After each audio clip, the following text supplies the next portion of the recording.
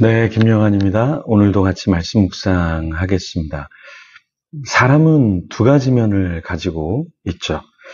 정말 연약하지만 어떤 면에서는 굉장히 강하고 때로 독합니다. 때로 젊기 때문에 좌절하는데요. 젊기 때문에 패기도 있고 열정도 있습니다. 에너지가 너무 많아서 그것으로 오히려 죄 아래에 있게 되고 죄의 소욕을 따르게도 되죠. 젊을 때 죄에 대해서, 불의에 대해서 못 참는 면도 있지만 또 젊기 때문에 죄에 굴복하는 면도 있습니다. 나이가 들면 우리가 달라질까요? 나이가 들면 어린아이 같은 모습을 보일 때가 있어요. 더 이기적일 때가 있습니다. 나이가 들면 성숙해지고 욕심도 없을 것 같은데 나이가 들면 권력 욕도 생기고 명예, 인기에 더 집착하게 되기도 합니다.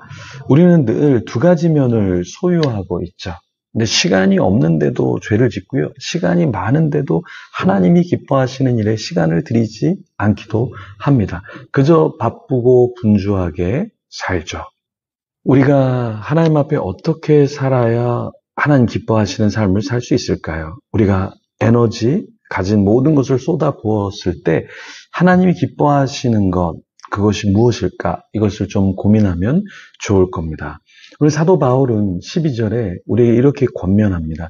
그러므로 너희는 죄로 너희 죽을 몸에 왕노릇하지 못하게 하여 몸의 사욕을 순종치 말고. 바울은 우리 몸에 죄가 왕노릇하지 못하게 하라 이렇게 이야기하고 있습니다. 그래서 몸의 사욕을 순종치 말게 해라 이렇게 말하고요. 13절에 보면 이런 말이 있습니다. 또한 너희 지체를 불의의 병기로 죄에게 드리지 말고 오직 너희 자신을 죽은 자 가운데서 다시 산 자같이 하나님께 드리며 너희 지체를 의의 병기로 하나님께 드리라.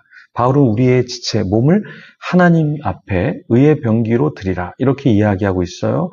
그러니까 우리 지체를 죄에게 드리지 말고 또 우리가 너희 자신을 죽은 자 가운데서 다시 산 자같이 하나님께 드리라 이렇게 말하고 있죠.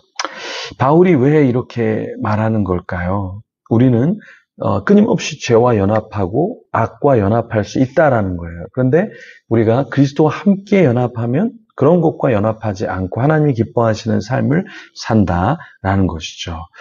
우리는 그리스도와 함께 연합해야 합니다. 그리고 선한 자들과 함께 연합해야 하죠. 연합이라는 게 쉽지 않지만 자꾸 우리는 그리스도와 연합하고 그리스도와 함께 있는 자들과 연합하려고 노력을 해야 합니다. 이 연합이라는 건 나의 시간을 주고 나의 열정을 주고 나의 모든 것을 주는 것이죠. 근데 대가를 사실은 지불을 해야 합니다. 그리스도와 함께 할 때도 우리는 대가를 지불해야 하고요. 그리스도의 사람과 함께 할 때도 우리는 대가를 지불해야 하는 것이죠. 이번에 우리가 여름에 개척 미자립교회 작은 교회 그들과 함께 연합 캠프 집회를 했죠. 그리고 우리가 그 집회를 섬겼습니다.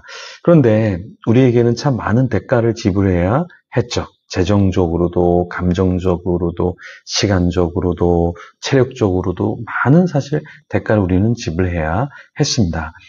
마찬가지입니다. 우리가 주님과 함께할 때도 대가를 그런데 때로는 죄와 함께하면 죄의 대가를 우리는 치를 수밖에 없다. 그래서 23절에 죄의 대가는 무엇이라 그래요? 죄의 싹은 사망이라고 이야기하고 있습니다. 죄와 함께할 때 역시 대가를 처절하게 우리는 치를 수밖에 없다라는 거예요. 우리가 중독에 빠지면 중독에 빠진 것에 대한 대가를 반드시 치르게 돼 있습니다. 우울에 빠지면 그 우울함이 나에게만 있는 게 아니라 주변에 다 흘러가서 대가를 치르게 돼요. 상처도 우리가 치유받지 못하면 그에 대한 대가를 나도 그리고 주위 사람들도 치를 수밖에 없습니다.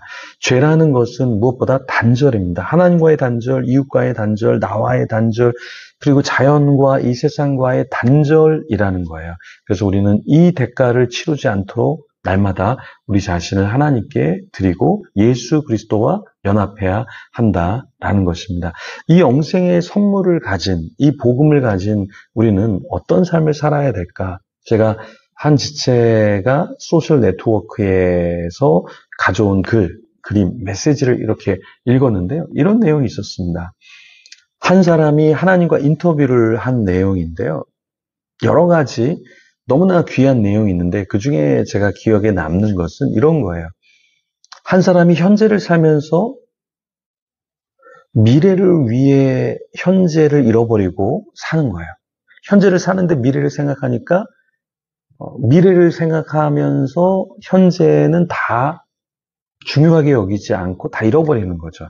굉장히 바보 같은 거죠. 미래만을 생각하면서. 그런데 또 과거를 소유하고 있지 않고 현재를 살아요. 그러니까 과거를 소유하지 않고 그냥 현재를 사는 것에 급급하다 보니까 또 현재를 가지지 않고 살게 되는 거예요. 그러니까 이게 굉장히 어리석은 것이다라는 겁니다. 하나님과의 인터뷰 내용에서 인간이 어떠한 삶을 사는가 그것을 보여준 것인데요. 우리는 영생만이 아니라 미래만이 아니라 현재를 누릴 수 있어야 된다. 또 과거에 집착해서도 안 되지만 과거를 다 잃고 잃어버리고 그리고 현재만을 살아서도 안 된다. 그러니까 우리는 하나님 안에서 과거와 현재와 미래를 다 중요시 여기는 자가 돼야 되는데 어떤 사람은 미래만 생각해서 현재와 과거를 다 죽이는 사람이 있고요. 어떤 사람은 과거에 매여서 현재를 다 죽이는 사람도 있습니다. 하나님의 은혜를 입은 사람, 복음을 소유한 우리는 어떤 삶을 살아야 할까요? 현재, 오늘이라는 주어진 축복을 잘 누려야 하는 것이죠. 근데 이것을 죄에 점령당하고 중독에 점령당하고 우울, 상처에 점령당해서는 안 된다라는 것입니다. 그리고 나만 점령당하지 않는 것에 만족해서는 안 되고 우리 주위를 좀 둘러보면서 정말 복음이 필요한 사람이 있구나. 정말 주님의 위로가 필요한 사람이 있구나. 그 사람을 보면 우리는 주님과 연합할 수 있도록 도움을 줘야 하는 것이죠. 복음을 전해 줘야 하는 것이죠. 그런 사명을 감당하는 저와 여러분이 되기를 소망합니다. 이 시간 기도하면서 우리 자신을 위해서, 가정을 위해서 또 오늘 누군가를 만나는 사람, 그 사람을 만날 때 복음을 전할 수 있도록 그리고 그 사람이 주님과 연합할 수 있도록 우리 같이 기도하며 하나님 앞에 나아가도록 하겠습니다.